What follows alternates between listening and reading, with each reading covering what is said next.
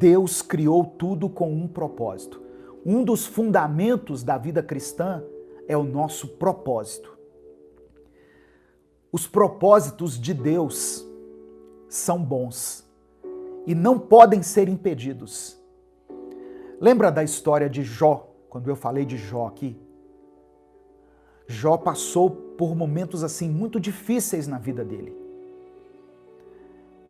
E no final do livro de Jó, depois que o Senhor havia o restituído, Jó, ele disse assim: bem sei que tudo podes e que nenhum dos teus planos, nenhum dos teus propósitos pode ser impedido. Os propósitos de Deus, por mais que a gente às vezes não compreenda, eles são bons. Toda obra do Senhor é boa. Todas as coisas cooperam para o bem daqueles que amam a Deus. Amém? Então, nós podemos confiar no Senhor, porque o propósito dele é sempre nos revelar o seu amor e o seu perdão. Todos nós temos propósitos para aquilo que fazemos. Todos nós fazemos as coisas com um propósito. Quando eu bebo água, aproveitar para molhar a garganta aqui, quando eu bebo água, eu tenho um propósito de saciar a minha sede, de hidratar o meu corpo. Quando eu transmito a palavra de Deus, eu tenho o propósito de fazer com que pessoas sejam abençoadas, tenham a sua vida transformada, sejam edificadas. Tudo que nós fazemos tem um propósito. E tudo que Deus faz tem um propósito. Quando os nossos propósitos são bons, porque às vezes nós fazemos coisas com propósitos ruins.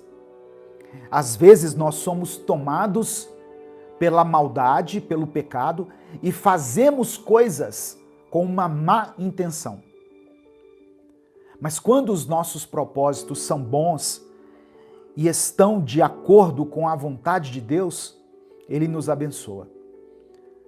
Mas Deus, Ele pode frustrar os maus propósitos. O nosso propósito sempre, a nossa intenção sempre deve ser fazer a vontade de Deus.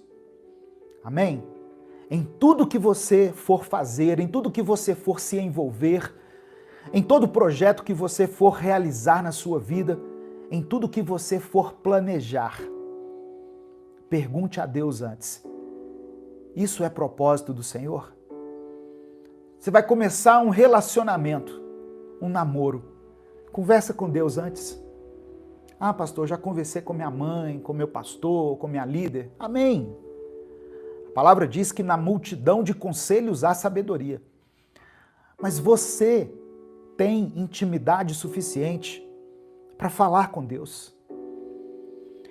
E nós que temos Jesus, que temos a presença do Espírito Santo, nós que carregamos a presença do Senhor, os nossos pensamentos estão conectados com o pensamento de Deus. Obrigado, irmã Andréia, pelo superchat. Deus te abençoe, viu, minha irmã? Em nome de Jesus.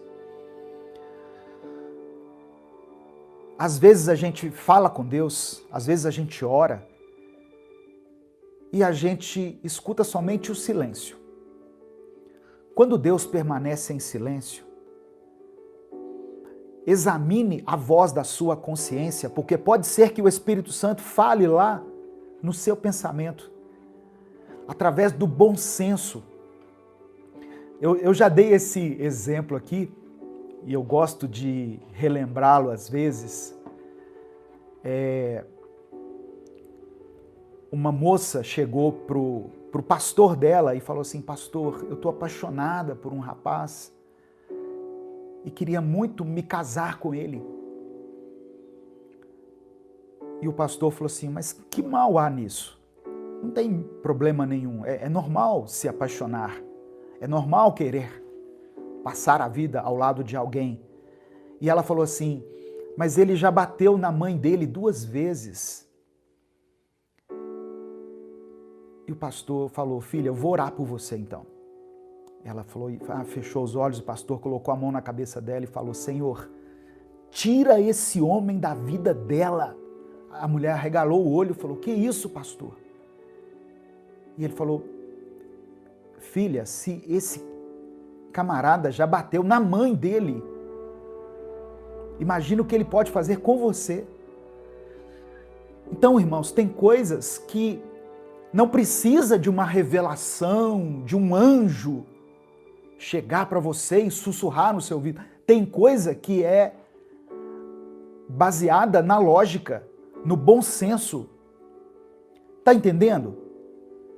Que essa palavra alcance muita gente que precisa tomar decisões importantes, decisões que mudam destinos, decisões que escrevem a nossa história. E eu não estou falando aqui só de relacionamentos, sobre coisas que você decide todos os dias. Pergunte sempre a Deus, Senhor, isso é propósito seu? Que eu haja dessa forma, que eu haja dessa maneira? Que eu tome essa decisão, que eu siga esse caminho? Isso é propósito do Senhor? Porque Deus é um Deus de propósitos. Jeremias 29, verso 11 diz assim, porque sou eu que conheço os planos que tenho para vocês. Deus falando isso. Sou eu que conheço os planos que tenho para vocês. Planos de fazê-los prosperar e não de causar dano. Planos de dar a vocês esperança e um futuro. Deus tem planos bons a nosso respeito. Deus tem bons propósitos para nós. Mas às vezes a gente é que acaba metendo os pés pelas mãos, querendo antecipar as coisas, querendo passar na frente de Deus, e agimos de uma forma inconsequente, insensata e precipitada. Mas Deus é um Deus de propósito. Um fundamento essencial na sua vida é que o propósito de Deus se cumpra. Amém? Alinhe a sua vontade com a vontade de Deus. Entregue a sua vida a Deus. Consagre a sua vida a Deus. Outro dia um irmão me perguntou no Instagram, o que é consagrar a vida a Deus? E eu até já respondi, mas vou mencionar novamente aqui para aqueles que estão acompanhando.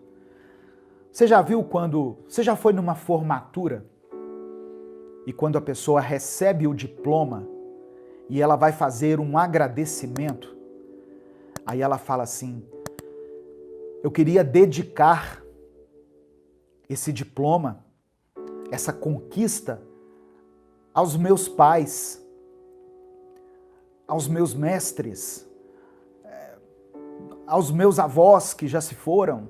É muito comum as pessoas homenagearem alguém quando elas estão conquistando algo. E formatura é um bom exemplo disso. Consagrar é isso. É dedicar algo a Deus. Eu consagro a minha vida a Deus. Eu dedico a minha vida a Deus. Eu entrego a minha vida ao Senhor. Isso é algo que você precisa fazer. Amém? Seguindo adiante aqui, o apóstolo Paulo, ele fala sobre um fundamento que é essencial para todos nós que servimos a Deus, que é a fé. Eu vou repetir aqui o versículo, porque depois a gente faz cortes desse vídeo. 2 Timóteo, capítulo 3, versículo 10. Essa é a passagem na qual nós estamos baseando aqui essa palavra. Paulo diz assim, mas você, Timóteo, tem seguido de perto a minha fé. Você tem seguido de perto a minha fé. Irmãos, a fé é um elemento essencial na vida cristã. Se você não tem fé, E eu não estou falando de fé em qualquer coisa, em qualquer objeto, fé em uma pessoa como você, em um ser humano como você, mas eu estou falando de fé em Deus. Se você se declara cristão, se você acredita realmente na Bíblia, você tem fé. Apenas direcione a sua fé para aquilo que a Bíblia ensina. Nós devemos ter fé em Deus. O que é ter fé em Deus? É acreditar que Ele é capaz de fazer coisas impossíveis. As coisas possíveis, elas são feitas por nós. As impossíveis são feitas por Deus.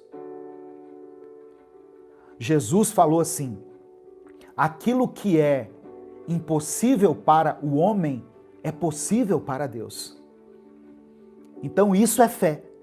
É crer que o impossível pode acontecer, se for da vontade de Deus. É crer que Deus criou as coisas do nada.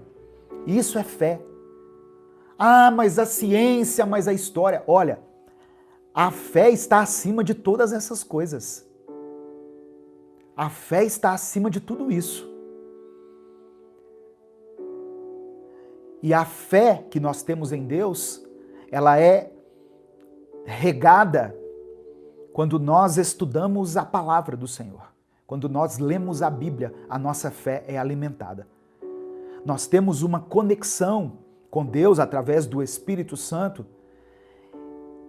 E essa relação, esse vínculo que nós temos com o Senhor é fortalecido. A nossa fé é fortalecida quando nós observamos a palavra. E aí, nós passamos a ter convicção em relação a Deus.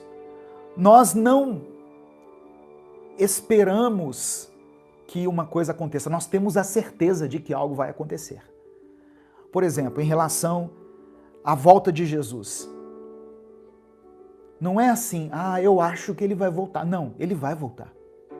Quem tem fé, aquele que recebe a fé, o Espírito Santo, ele confirma no seu coração que você é filho de Deus, que Jesus foi alguém que realmente existiu, que veio, que andou aqui entre nós. Aquele que tem fé em Deus, por isso que nós precisamos nos distinguir das demais religiões. Tem pessoas que têm fé no sol, na lua, no mar, em um objeto. Você precisa ter fé em Deus. Creia em Deus. Creia, quando você lê a Bíblia, que aquelas histórias que estão narradas ali, aqueles milagres, são verdadeiros. Creia nisso. Isso é fé.